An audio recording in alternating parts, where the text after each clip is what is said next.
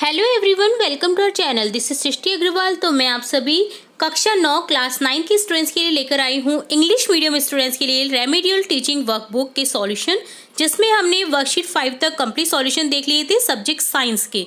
यहाँ पर हम आगे बढ़ते हुए देखेंगे वर्कशीट 6, 7, 8 एंड 9 का सॉल्यूशन। तो स्टार्टिंग से लेकर एंड तक बने रहिएगा ताकि आपको सभी क्वेश्चन अच्छे से समझ आ जाए। इससे पहले कि वीडियो स्टार्ट हो, अगर आपको इनके हिंदी में वर्जन देखने हैं तो आप हमारी चैनल की प्लेलिस्ट से चेकआउट कर सकते हैं। सभी वर्कशीट्स हमने हिंदी में अपलोड कर दी हैं, तो आप उन्हें भी देख सकते हैं सब्जेक्ट साइंस की, विषय विज्ञान की। यहाँ पर हम देखेंगे सबसे पहले वर्कशीट 6, जिसमें क्वेश्चन फर्स्ट है, सॉल्यूशन दे रखा है यहाँ पर। तो क्या करना है, कंप्लीट द अबव इक्वेशन। तो यहाँ हो जाएगा solute plus solvent.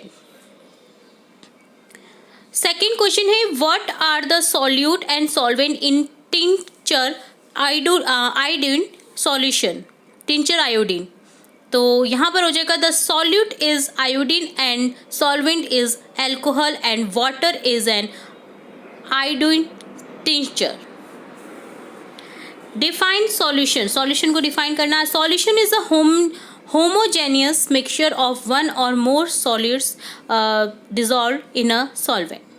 Fourth question है, 40 gram of common salt is soluble in 320 gram of solvent water in solution. Calculate the molality of the solution. तो यहाँ इस तरह से सॉल्यूशन करेंगे इसका। हम गिवन डेटा है हमें, mass of solute common salt 40 gram, 40 gram, mass of solvent water 320 gram. Step 2 में करेंगे calculating mass percentage. The total mass of solution, mass बराबर mass of solvent plus mass of solute. Mass of solution हो जाएगा 320 plus 40, 360 gram. We know that concentration of mass upon mass of solute upon total mass of solution into 100। तो concentration of मास हो जाएगा 40/360 into 100। तो यहाँ concentration of मास मिल जाएगा हमें 11.11%। तो ये डन होता है क्वेश्चन 4 का सॉल्यूशन। अब देखेंगे fifth question, write the properties of solution. It is homogeneous mixture, its particles are too tiny and have a diameter of less than 1 nanometre, 1 nm। The particles are not visible to naked eye. आप अपनी आई से नहीं देख सकते हैं, अपनी खुली आई से नहीं देख सकते उन्हें, इतने महीन होते हैं। तो ये डन होता है वर्कशीट 6 का सॉल्यूशन। अब देखेंगे वर्कशीट 7। क्वेश्चन फर्स्ट है, give one example of gel colloidal solution butter.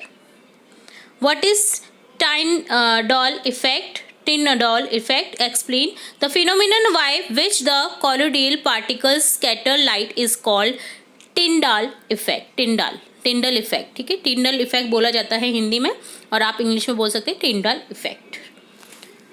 Colloidal solution is made of dispersed phase and dispersion medium। तो यहाँ पहले में आ जाएगा dispersed और सेकंड में आ जाएगा dispersion। Colloidal is a heterogeneous mixture। Colloidal, ठीक है। What is dispersed phase in form rubber and spun gas as dispersed phase। Smoke is an example of which of following solution, suspension and colloidal। colloidal का smoke आपको दिखाई देते, सर्दियों में बहुत ज़्यादा धुंध रहता है, तो वो भी एक कॉलोडियल का एग्जाम्पल है।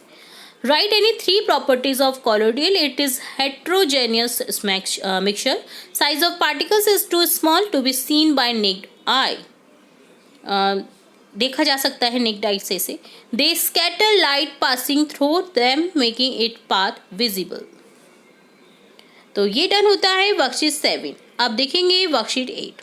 फर्स्ट क्वेश्चन है, what type of change does the setting of curd form milk indicate. Chemical change, रासायनिक अभिक्रिया हो जाएगी।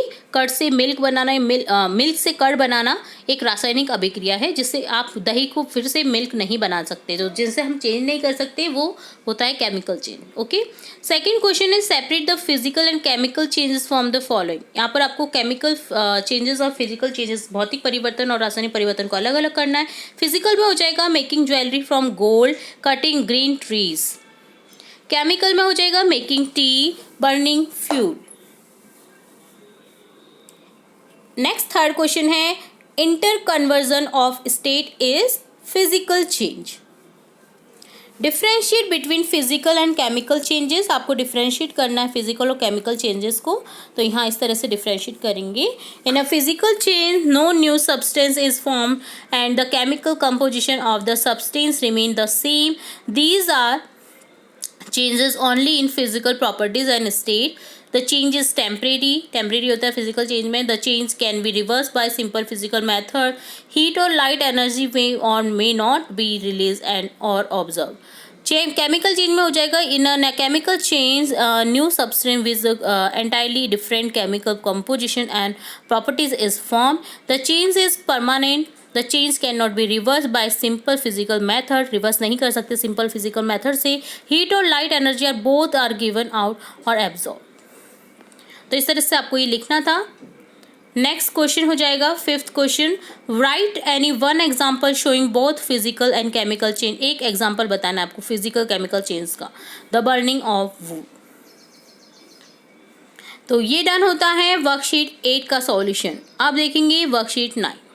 फर्स्ट क्वेश्चन है right the name of metal which is found in liquid state at room temperature. Room temperature पर आपको liquid state में कौन सा मेटल दिखाई देता है? मरकरी, पारा. Right the name of any 3 metalloids. तो यहाँ हो जाएगा boron, silicon and germanium. Defined compound. Give 2 example of compound. A substance made from 2 और मोर different elements that have been chemically joined. Example of compound include water, H2O, NaCl. Write the name of elements present in the following compounds. तो यहाँ हो जाएगा hydrogen bromide, hydrogen bromine, और potassium sulphate में है potassium sulphur और oxygen. Write any one use of malleability. Aluminium foils are use for wrapping food stuffs. One use लिखना था मेटलिबिलिटी का, तो एल्यूमिनियम फॉइल हम यूज़ करते हैं रैपिंग करने के लिए. ठीक है. 6th question. Right any 3 differences between metal and non metal. Non metal और मेटल, अधातु और अधातु में आपको डिफ्रेंशिएट करना है. तो देखिए इस तरह से हम करेंगे differentiate. Lustrous shiny surface can be polished. Non metal में हो जाएगा non lustrous dull surface can not be polished. Mostly solid mercury is liquid होता है यहाँ पर. सॉलिड, लिक्विड, गैस तीनों स्टेट में हो सकते हैं नॉन मेटल. हार्ड और स्ट्रॉन्ग होते हैं मेटल, सॉफ्ट एंड ब्रिटल होते हैं नॉन मेटल. मेलेबल होता है, नॉन मेलेबल होता है. डक्टाइल होता है, ये नॉन डक्टाइल होता है. Opaque in thin sheets, transparent in thin sheets. Good conductor होता है, ये पुअर कंडक्टर होता है. Collision produce a ringing sound. No sound is produced upon collision. High होता है इसका मेल्टिंग पॉइंट, और बॉइलिंग पॉइंट भी हाई होता है मेटल का, जबकि नॉन मेटल का लो होता है. मेल्टिंग और बॉइलिंग पॉइंट. ठीक है. तो इस तरह से आपको डिफ्रेंशिएट करना था. तो ये डन होता है वर्कशीट 9 का सॉल्यूशन. तो यहाँ हमने देखा worksheet 9, worksheet 8, worksheet 7 and worksheet 6 के सॉल्यूशन. इसके आगे की वर्कशीट के सॉल्यूशन हम जल्दी देखेंगे. तो जुड़े रहे हमारे चैनल के साथ. वीडियो को पूरा देखने के लिए धन्यवाद.